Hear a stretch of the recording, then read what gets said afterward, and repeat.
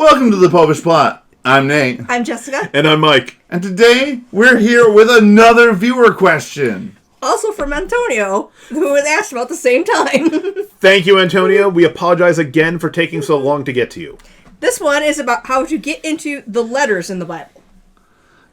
Which I assume he means the New Testament books of letters and not like, I really want to learn how to read good. Because, he wrote this comment. Look at how big I wrote! I'm a little confused because I hear the question of how to get into the letters, and my brain looks at the way that those words work, and I think of two possibilities.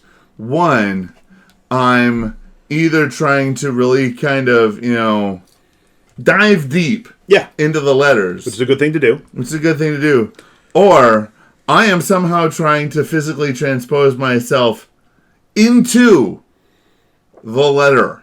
See, I assumed either he means to dive deeply into it, or like to get into the habit of like reading them more. Yeah. Well, as far as getting into the habit, real quick, simple solution. Just do it. See, I was going to suggest that if it's just I want to work on reading it, you start, weirdly enough, with the third letter of John, because it's like 2 pages. No, it's not even. It's 1 page. Yeah. It's so short. Yeah. So you can read the whole book in like 5 minutes. No, in this one it's 2 pages, 380, and the next one starts on 382. There's probably the next one I guarantee you, it hangs over like 3 verses. Yeah. Yeah. You can read it quickly. It's not one of those ones where it's like, I need to learn all this, Greek to figure out what it means. He's just saying love each other like so 20 times. So many times. Get the dopamine hit of I finished a whole letter and I understand it, and then go on to the other ones. Well, no, it is a very good question, because the letters of the New Testament are principally written by St. Paul. There are the so-called, the Catholic letters, little c. Mm. The epistles that aren't written to specific communities. James, Peter, John, Jude. Yeah, not written to a specific community or person, but just written generally to all the churches. But the rest of the letters are written by St. Paul to specific churches or individuals. One thing that complicates reading of the letters is they're not in our Bibles in chronological order, which in the way we think, that's what makes sense. But the scriptures are organized according to an older principle where you put longer books first. Personally, my suggestion would be do not start with Romans or Hebrews. Yes. They're very good letters, but they are also dense. You've got to really you need to do some groundwork before you get into them. Start with Philemon. Okay, yeah. It's short, and it's basically just an exhortation to, dude, be a Christian. The other comment I would make, right, is if you were wanting to get more involved in reading the letters, the epistles, is really kind of figure out what you want to be taking away from it, right? Because if you need encouragement, you want letters to Timothy. Because letters to Timothy is all about Paul telling Timothy about, hey, look, I picked you through the will of God for this job. You've got what this takes. You can do this, but it's going to be hard. Here's some suggestions on what things that you can do and things that I want you to remember. Advice. Things I want you to remember because you can do this. Yeah. Yeah, you've got to remember, Paul is yelling at the church in Corinth because they're awful. He's also yelling at the church of Galatia because they're stupid. So stupid. There are both commentaries you can get and concordances and things just to put the books in context, so that you understand more about what these cities were like. So the fact that Philippi is a Roman colony, so there's not a synagogue there. So the Ephesians, Philippians, and Galatians are good, just general teaching ones, right?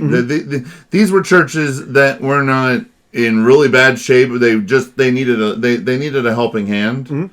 So like we mentioned like we've mentioned before in other things, you get the things like Paul's description of the sacrifice of God and the gift that comes from it, right? Where it's really it's not so much an encouraging, but it is a building kind of a thing, right? Well, and that's a key to remember that these are, in fact, letters written to a community, and they're meant to help them solve specific problems that they were having. So, as you're reading it, try to imagine if he's telling them X, try to puzzle out what is the problem Y that they're having. If Paul's emphasizing unity, it must be because that community is suffering from disunity. If he's going on about the importance of conduct and morality, it's because that community is struggling with personal sin. Yeah. And then, so he's not writing high theology. He is, because he's an extremely advanced Pharisee, but he's not writing high theology to write high theology. All of these letters are pastoral. You guys stink at this, so here's my advice to you. You guys are just dumb. Try to be less dumb. Don't you remember how you were when I was with you? Be like that. We talked about this, remember? We went through this, and I said, when you see the temple prostitute, you say Jesus no. Loves you. You say Jesus loves you. And then you don't. And I don't. Not in that way, at least. I mean... So, it's Paul taking these people by the hand and trying to help them be less terrible. Now, Romans. Mm-hmm. It's important to note, Romans is not a theology textbook. No. Many of our separated brothers and sisters have tried to invest it with that meaning, and that becomes very intimidating. But if you look at it, Romans is all about unity between the Jews and the Gentiles, and how they need to get over themselves, each of them, and realize that they are one in Christ. Once you apply that rubric, Romans makes a lot more sense. Yeah. Jess? I said my bit. There you go. Start with 3 John. Start with 3 John, you'll be fine. Work up to 1 John. It's the same message as 3 John, but like 5 times as long. So much love. And Antichrist. And to Jess's point, as Mike pointed out, maybe they go on to Jude. The letters are not in chronological order. The way that the books were structured happened to be based at the time, or happened to use a system that was based around the idea of putting longer things first, shorter things last. Although I feel like the Johns probably are in chronological order, because it's well known that the Apostle John, as he went on, just went less and less and said they're in chronological order. You guys are fine. It's all love. It's great. They're in chronological order because it's 1, 2, 3. Mm-hmm. Mm-hmm. But if you work from that sort of a perspective, right, you could start from the back end. Not with Revelation. That's a whole different thing. That's a whole other letter in and of itself. Whole different bag. But start with that 3 John and work your way towards the beginning, right? So 3, 2, 1. Then you go and you get the 2 letters of Paul and the 1 letter of James. Peter, you mean? Peter. Yeah. Yes, Peter. Yes, Sorry, Paul not wrote Paul. a lot of letters. Yeah. Paul wrote a lot of letters. You get the 2 letters of Peter and the 1 letter of James. And then you go and you get another shorty of Philemon. Mm-hmm. And you work your way through Paul's epistles. I mean, you might want to do Timothy 1, then 2, simply because and Titus. those are in chronicle. Flip the numbers around. Don't be really... At least for Paul's ones, they are, when there's numbers... It's a sequel. The 2 is a sequel. It's not... And this is another one. 2 Corinthians doesn't make as much sense if you haven't read 1 Corinthians. It's like watching Empire without having seen Star Wars. You'll enjoy it, but you'll be missing something. You can read... You can read talking about the last time I wrote to you. What was that? It seems like there's a first part to this that I'm missing. So, James is almost a New Testament version or New Testament equivalent of Proverbs. It's a lot of short, pithy phrases telling you to, clean up your act and live better. I find it impossible to read James without feeling extremely convicted. Yeah. Maybe you should clean up your act and live better. I know I should. Thank you. I'm trying. I'm extremely inconsistently trying. Thank you. Not as easy as they make it look, all right?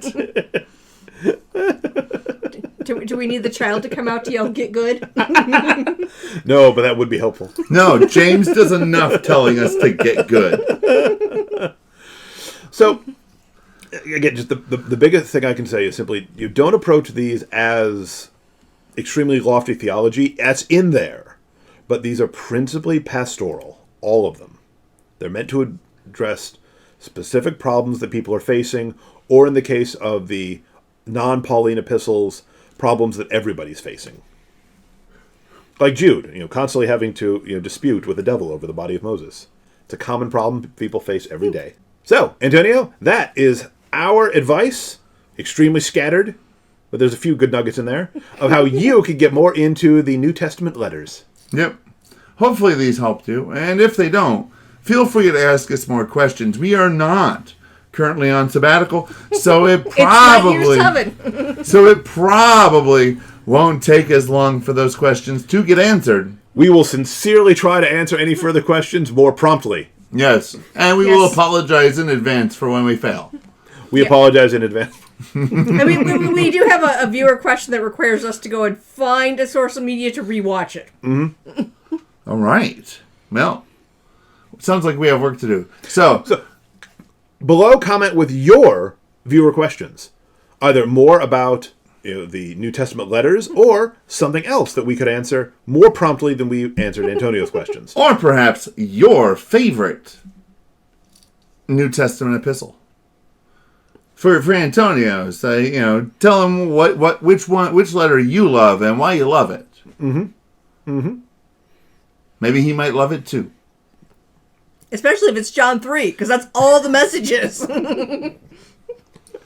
I suggest read the entire thing while listening to the Beatles sing about love. I'm pretty sure the song will take longer. While you're there leaving that comment, make sure to hit the subscribe button, the bell next to it. The bell next to it, and that little thumbs up to let us know we're doing a good job. Excuse me. And until next time, remember to live your faith. Love your faith. And share that love.